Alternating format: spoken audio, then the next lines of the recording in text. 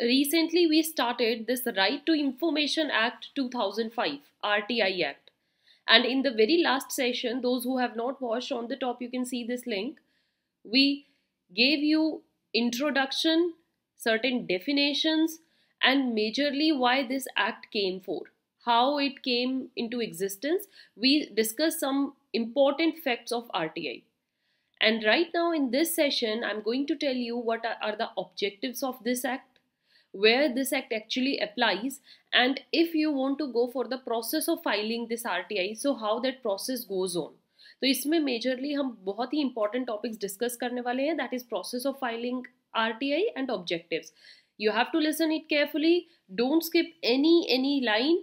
And yes, this is the topic from your unit 9 that we are doing. Soon it's going to be over and then we will move to unit 10. Along with that, I also started one of the playlist of your MCQs practice questions. Those who are new to this channel or those who have not watched right now any of those sessions, the playlist link is also given on the top. Go and watch this playlist. In that we have completed, I think, 4 sessions of MCQs. In total we have discussed 120 MCQs till now. That questions will provide you more elaborate idea how and which type of questions can come in your UGC NET exam. These are the ways through which you can get to us. So if you have any query, any doubt, without wasting time, just mention your query to us. Moving to the objectives of the act. जो RTI act है उनका main objective क्या है, क्या उद्देश्य था इस act को लाने का. The first one is to give empowerment to the citizens.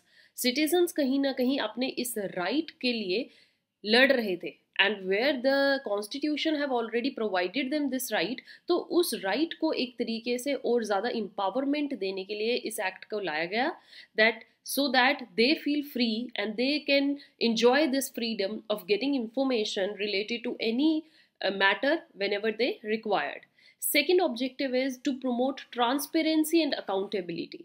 If you want to get interest in anything, or if you want to trust on somebody's work performance, somebody's documents, then there must be some kind of transparency and accountability, or that's why this RTI aims for. Objective यही है कि हर काम में एक transparency लेकर आना, निष्पक्षता, जहां पर हर सिटीजन को ये लगे कि उनके साथ गलत नहीं हुआ है, and whenever they feel any kind of doubt या उनको ज़रा भी ये लग रहा है कि उनके साथ गलत हो सकता है, तो तुरंत उस इंफॉर्मेशन को निकाल कर ये सेटिस्फाई कर सकते हैं अपने आप को कि नहीं, हर चीज़ सही थी, ये गलती शायद हमसे ही हुई है. And to make the working team responsible to the citizens, accountable to the citizens, कि we have taken these decisions, हमारे पास ये काम है, ये हमें करने हैं, इसलिए complete transparency ही एक country का सोल मोटो होता है ग्रो करने का. The third objective is to contain corruption. Yes, to put a check on the corruption, bureaucracy, red tapeism. इन चीज़ों पर चेक करने के लिए RTI एक बहुत महत्वपूर्ण रोल प्ले करता है. कैसे करता है? यहाँ पर आप बेझिझक जो भी आपको इन्फॉर्मेशन चाहिए उसको कोई भी पर्सन किसी भी टाइम निकलवा सकता है. तो इस डर के लिए क्या होता है कि अगर कोई करप्शन की तरफ जाना भी चाहेगा, कोई ऑफिसर अगर गलत करना भी चाहेगा, तो उनके माइंड में ये डर रहेगा कि इन फ्यूचर उनके खिलाफ कोई भी चेकिंग हो सकती है और सारा पर्दाफाश हो जाएगा और हम पकड़े जा सकते हैं. सो उस करप्शन पर रोक लगाई है इस RTI एक्ट ने. The fourth one is to enhance people's participation in the democratic process. Democracy, what implies democracy? Democracy is what? Where people participate, right? For the people, of the people, by the people, where the prime focus is citizen, people of that particular sector. तो वहाँ के लोगों को participation कब होगा? जब उनको एक फ्रीडम दी जाएगी, और फ्रीडम किससे मिलती है? RTI से. So I hope the objectives are clear. Moving to the next subheading is reasons for the adoption of this Information Act. क्यों हमें ऐसे क्या क्या कारण लगे कि right now there is a need कि एक ऐसा एक्ट आ जाना चाहिए जो इन सब बाधाओं पर रोक लगा दे. जो भी पर्टिकुलर पॉइंट्स थे जो एक पर्टिकुलर ग्रोथ को रोक रहे थे, what are those basic points behind the adoption of this information act. So the factors responsible for the adoption of information act are as follows. What are those factors? First, corruption and scandals, जो daily scandal हो रहे थे, बड़े बड़े scams हो रहे थे, corruption हो रही थी जो बढ़ती ही जा रही थी, उस पर रोक लगाना, भ्रष्टाचार को रोकना सबसे अहम काम हो गया था। और तब आरटीआई एक्ट अपना काम लेकर आया और इसमें हर बार चेंजेस आते हैं so that new provisions, new environment के साथ, न्यू चेंजेस के साथ हम इसको भी अपडेट करते रहे। International pressure and activism, yes, जो like world health organization, united nations organizations, UN जो है एक इंटरनेशनल बॉडी है, तो आपको अगर यूएन में अपनी कंट्री को रिप्रेजेंट करना है then you should be globally represented as well as, right. So international measures, international schemes कुछ ऐसी आई थी जहां पर ये बहुत नेसेसरी हो गया था कि एक एक्ट आना ऐसा जरूरी है जो हमारी कंट्री की एक कंप्लीट पिक्चर, ट्रांसपेरेंसी को दर्शाए।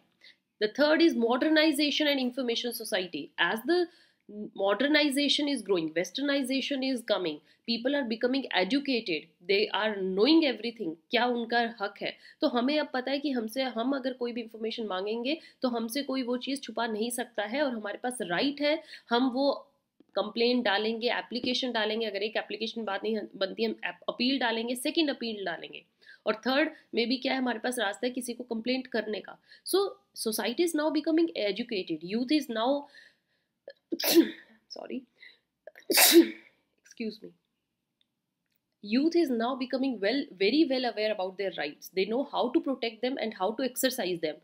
So modernization की वजह भी एक कारण था जिसके वजह से RTI एक्ट एग्जिस्टेंस में आता है। Then we have this third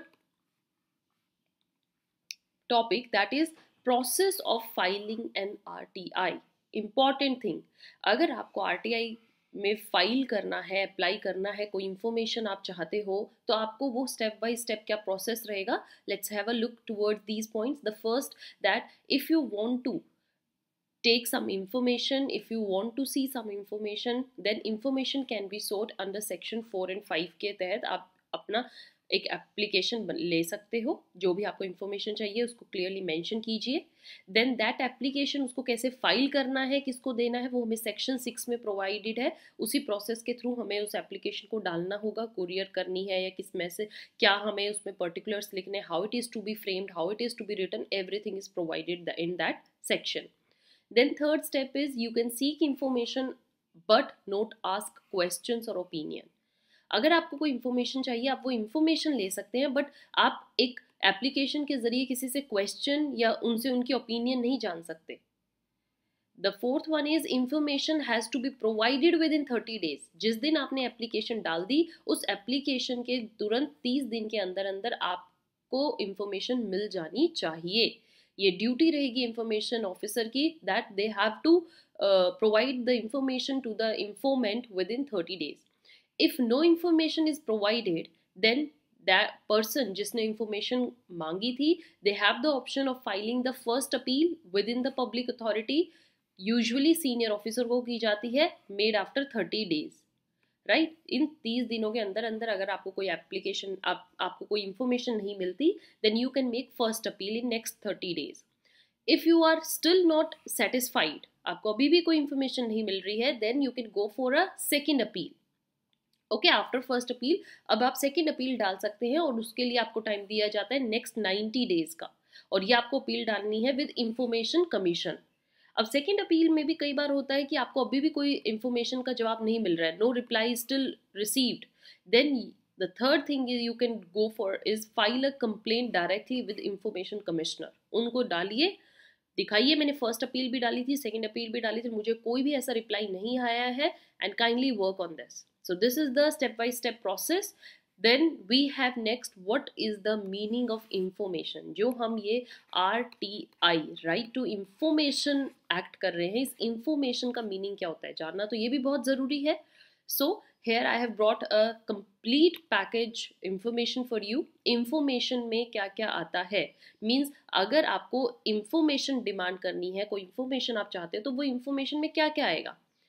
So it includes any material, in any form, right? Records, कोई आपको previous record देखनी है, कोई document देखना है, कोई memos हैं, कोई emails check करने हैं, कोई किसी की opinion पहले आई थी उनकी opinion देखनी है particular fact पे, matter पे, advice, प्रेस रिलीज, कोई आपको न्यूज़पेपर का कोई कॉलन है, इन सपोज कीजिए 2008 में कोई कॉलन आया था, कुछ न्यूज़पेपर में इंफॉर्मेशन आई थी, आपको वो चेक करनी है। Circulars, orders, log books, contracts, कोई प्रीवियस कॉन्ट्रैक्ट किसी दो पार्टीज का आपको देखना है। रिपोर्ट, पेपर्स, जैसे मैंने आपको बताया university exam, samples, models and data material.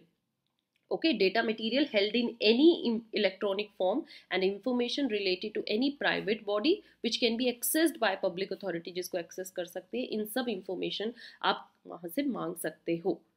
So I hope in this session, students, you gain a lot of information regarding this Right to Information Act. Stay tuned, keep connected, because most of the important topic are now coming in Unit 9, and Unit 9 is very, very important to you. Don't forget to subscribe. More you subscribe, more confidence we get, and more updated videos you can get at early time. Okay, so these are the ways through which you can contact us if you have any doubt. Have a nice day. Thank you.